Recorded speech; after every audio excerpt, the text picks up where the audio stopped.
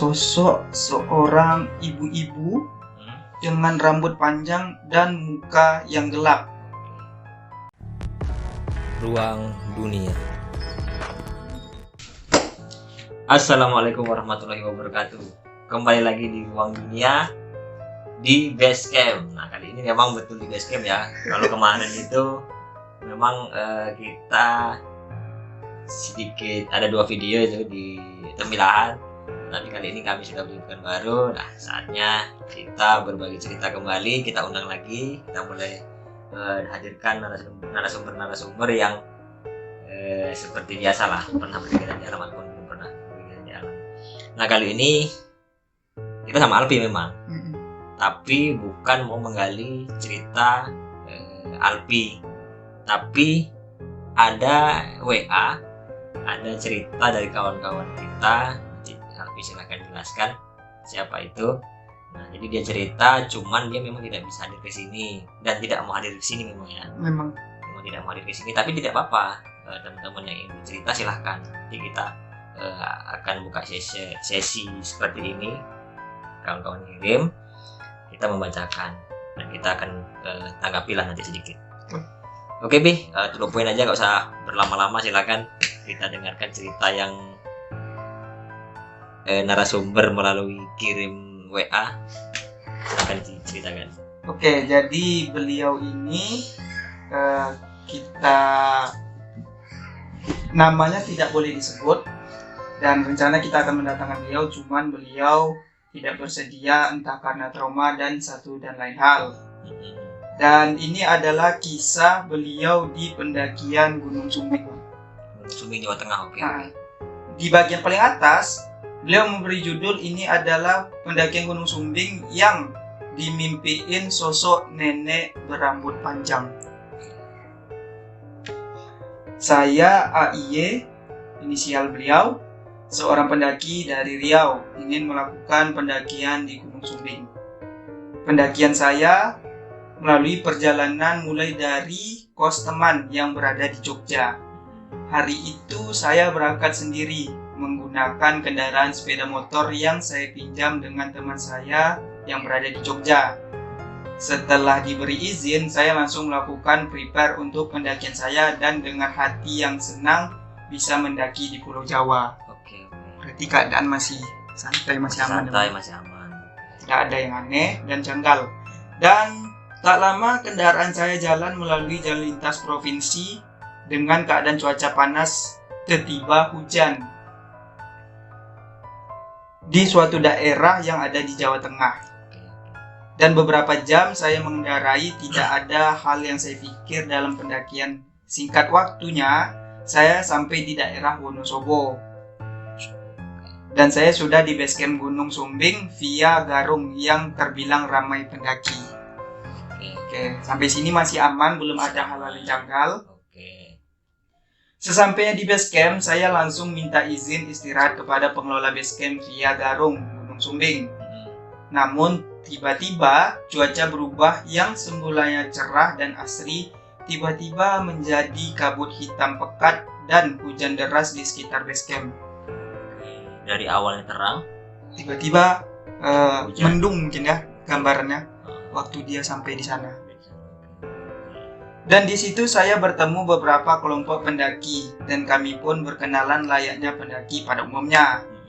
Tak lama kami bercengkrama, saya lanjut untuk beristirahat dan saya pun tertidur. Namun terlelapnya saya tertidur dan disitulah mulai ada nampak sosok seorang ibu-ibu dengan rambut panjang dan muka yang gelap. Dan tiba-tiba mendekat seolah-olah ingin menyampaikan pesan, namun pada saat itu saya langsung terbangun karena kaget. Itu udah di atas. Kayaknya ini waktu dia kan mungkin kecapean ya, antar provinsi ini. Masih di basecamp. Masih di basecamp. Terus dia mungkin tidur di basecamp itu. Nah, di tidurnya ini mulai ada kejanggalan, Bang. Oke, dari situ lah. Oh ya, dimulai dari basecamp itu ya. Dia sudah dihadirkan sosok. Iya, di mimpi dia tuh ada seorang nenek. Oke, lanjut. Nah, setelah dia kaget, singkat cerita saya melakukan pendakian esoknya dengan rombongan yang dari Jakarta. dengan posisi saya adalah pendaki solo hiking. Oh, dia sendiri. Dia berarti sendiri. Oke, siap. Mungkin jumpa-jumpa kawan di base camp mungkin emang. Cari barengan dari Cari base camp. barengan. Namun ikut bergabung dengan orang Jakarta. Tak lama kami melakukan registrasi, langsung melakukan pendakian. Namun kami menggunakan ojek, yang dimana ojek di Gunung Sumbing terkenal sangat menantang dan keren. Oke. 30 menit berselang, kami sampailah di pos 1. Tak perlu lama, kami berdoa langsung melanjutkan trekking. Awal saya dan rombongan asik bercerita tentang pengalaman pendakian dan tak lama kami sampailah di pos 2. Dengan tiba-tiba cuaca menjadi mencekam dengan kabut tebal dan hitam. Ketika pendakian. Pendakian berarti di pos 2-nya dia dapat kabut yang tebal.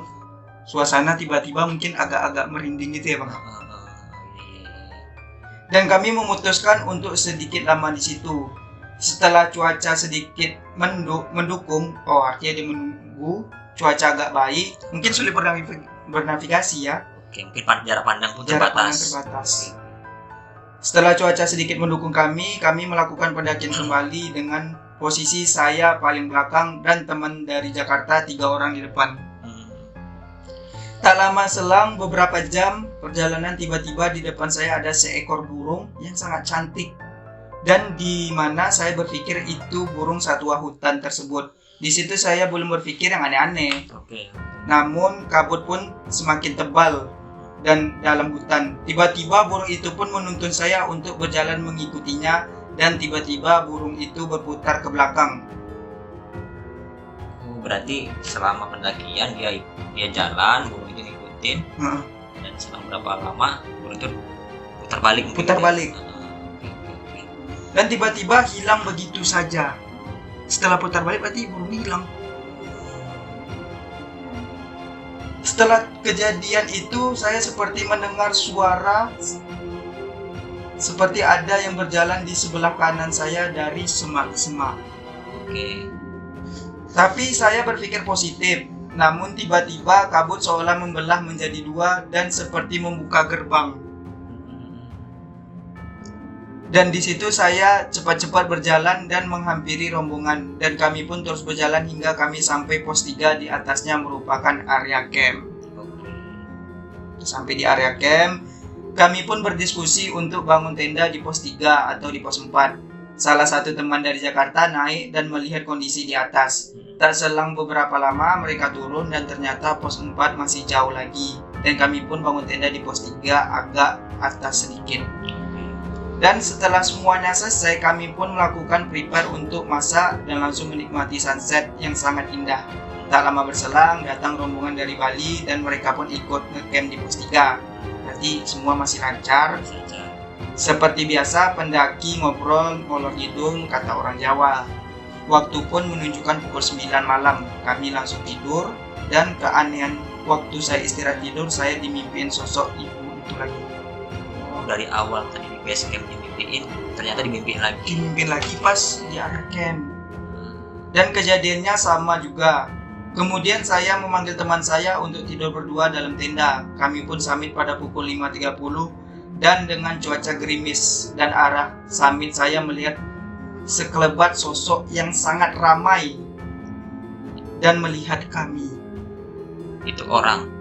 Entah, dia tidak menjelaskan, tapi kalau melihat dari sisi posisi dia di real time-nya, ketika dia summit, dia melihat sekelebat atau sekelompok sosok yang sangat ramai dan melihat kami. Artinya mungkin ini bukan pendaki sosok ini. Oke, berarti sama kayak kejadian siapa kemarin nih? Si KTV ya? David. Oh, David. David waktu di sini dikelilingi oleh orang, tapi tidak bisa digambarkan orang juga. apa ya, sosok yang gini kan, itu dia. Semuanya begini. Karat apa gitu kan, kalau Okay. salah. Dan kami berjalan kurang lebih 2 jam 30 menit. Kami sampai puncak kawah dan berfoto melanjutkan ke puncak Sumbing dengan waktu berjalan sekitar ke puncak 20 menitan. Dan akhir pendakian ini saya sampai di base camp lagi pada pukul 5 sore dan kondisi hujan lebat, dan saat sebelum Sesaat sebelum azan maghrib, ada bisikan kembali telinga saya secara pelan-pelan dan samar-samar, jangan pulang. Bisikan itu berbunyi jangan pulang. Udah, Waktu itu. di base camp. Waktu dia turun sampai di base camp, dan itu sesaat sebelum azan maghrib. Dia dengar bisikan, ada kata-kata yang cuma 2 bait, yaitu jangan pulang. Apa artinya? Nah, dan situ saya langsung prepare pulang dan saya pamit dengan orang base camp. Dan di perjalanan pun saya masih disasarkan, namun saya pun berdoa sebisa saya. Dan akhirnya kembali ke jalan yang sesuai. Dia akhirnya sampai Jogja pada pukul 11.30-an. Memang ini sih, si AIY ini awal dia cerita itu memang ingin bercerita kayak takut dia. Karena trauma atau gimana? Kalau abang tengok tuh ya, dia masih ada trauma tersendiri karena kejadian ini baru-baru, belum lama. Artinya mungkin pas kejadian yang dia alami itu, ini kalau menurut abang ya, tak menurut Abi, kejadian waktu yang dia alami itu memang betul-betul ya tadi tuh dari awal. Kalau melihat ceritanya ini, dia dari awal perjalanan sih sebenarnya. Tadi kan naik kendaraan tuh panas, tiba-tiba hujan belum. Kemudian sampai di base camp, kemudian cerah lagi. Bermalam di base camp. Udah ada penanda. Nah itu mungkin yang membuat dia masih ada terbayang. Kemudian sampai base camp, cuaca mulai mendung lah mungkin ya. Iya. Mendung, kemudian hujan, dan di situ dia Melanjutkan perjalanan. Awal dimimpiin kan gitu dia. Nah, awal dimimpiin itu mungkin kalau sepemahaman apa, ketika awal itu dimimpiin, nah dia ini sudah mulai terkonek. Jadi ketika dia berjalan, kemudian abang yakin dan percaya dia ini nggak mau hadir di sini pun salah satunya itu karena dia sangat takut. Masih membayang, terbekas di benak dia. Iya, karena pastinya ketika dia mimpi di base camp itu, ya sudah pasti lah itu. Namanya kita mau berkegiatan di hutan kan, itu sudah pasti terbayang-bayang. Nah, dan abang yakin dia tidak nyaman nih, waktu pendakian itu. Sampai diikuti burung, kemudian dia lihat burung itu hilang pun, nah itu mungkin malah bertambah lagi tingkat ketakutannya itu. Setelah itu dia sampai pun pasti di puncak dia. Menuju puncak baru ada segerombolan sosok itu tadi. Nah, sampai menuju puncak itu ada sosok yang seperti David cerita di Bukit Sulingga itu. Nah itu jangankan siapa? AIY. Jangankan AIY, si David aja yang bukan cuman ya, yang melihat sosok yang ramai itu, melihat sosok ramai itu aja dia takut. Katanya kemarin kalau nggak salah bang, ada di video itu, dia trauma sementara ini, nggak mau datang lagi. Itu baru sosok yang berkerumun. Nah, apalagi sosok AIY tadi itu, si AIY tadi melihat ibu-ibu ya. Iya, dimimpiin ibu-ibu, kemudian ada burung, nah, ditambah lagi orang tadi itu. Dan 3. Ibu itu pun hadir bukan sekali, tapi 2 kali. Ketika di area camp, ibu tuh menunjukkan eksistensinya kembali kan. Oke. Nah jadi ya bagi abang ini kan bukan pertama kalinya di cerita yang kita lakukan ini, bukan yang pertama kali cerita ya, tapi ada cerita lain yang menurut abang ini menguatkan bahwa memang pas kejadian itu sangat mengerikan sih pastinya. Dan puncaknya kalau menurut aku bang, ketika menjelang azan maghrib itu ada bisikan. Itu lagi ya. Jangan bisikan itu pulang. apa tadi? Jangan pulang. Kalau abang mungkin dia gini juga, dia sudah melihat yang tenang santai pembawaannya mungkin ya. dia melihat AIY, ya dia melihat AIY tenang, santai pembawaannya. Pas ketika dihadapkan dengan itu, ya salah satu tidak bisa hadir ke sini itu karena itu tadi. Ada bisikan itu yang dia takut. Kalau abang pribadi mungkin dihadapkan dengan posisi itu, wah luar biasa lah. Nggak ini lagi mungkin sama lah, serupa lah mungkin. Dan kita memaklumi juga berarti ya Bang, kalaupun dia tidak bersedia untuk hadir di sini, ya kita juga harus maklum dengan kondisi cerita yang seperti itu. Nah, singkatnya lagi, ketika harusnya dia ya, Sumbing itu kan berhadapan dengan Sindoro. Sindoro Sumbing itu berhadapan-hadapan. Nah, sebenarnya dia ingin mendaki gunung Sindoro. Tapi kok bisa sih? Ya, cuman karena dia udah dibisikkan itu kayak gini lah. Posisi gunung Sindoro itu kayak gunung Merapi dengan Singalang itu berhadapan. Jadi tetanggaan. Ketika tambah lagi ketika pendaki ke sana itu kan belum lengkap rasanya ketika mendaki gunung Sindoro, belum mendaki gunung Sumbing. Begitu juga sebaliknya. Oke, triple S ya. Begitu juga sama gunung Slamet. Nah, sebenarnya si AIY ini dia ingin mendaki gunung Sindoro, cuman karena mengingat sudah wanti-wanti sih sebenarnya. Dikasih warning. Ya membuat dia takut. Tapi apapun ceritanya, ya kita hargai ya sebenarnya. Kita hargai ini ceritanya AIY. Ya mudah-mudahan dia tidak takut untuk mendaki gunung lagi. Kemudian mungkin kawan-kawan ada yang mengalami cerita yang sama, silahkan nanti dikirimkan videonya ataupun ceritanya, atau mau berbagi pengalaman bisa tulis di kolom komentar nantinya ya Bang. Iya. Nah, jadi mungkin ini pertama kali kita menceritakan cerita kawan-kawan yang sudah mengalami di lapangan di gunung sendiri ya. Nggak apa-apa nih, teman-teman boleh cerita mengenai gunung. Ya mudah-mudahan teman-teman yang ingin bercerita berbagi informasi tetap dalam kondisi sehat, selalu dalam lindungan Tuhan Yang Maha Esa, Allah Subhanahu wa Ta'ala. Nah, kemudian hobi di alam ini tetap tersalurkan walaupun ada kejadian-kejadian yang tidak diinginkan dan tidak diperkenankan lah untuk hadir dalam momen itu.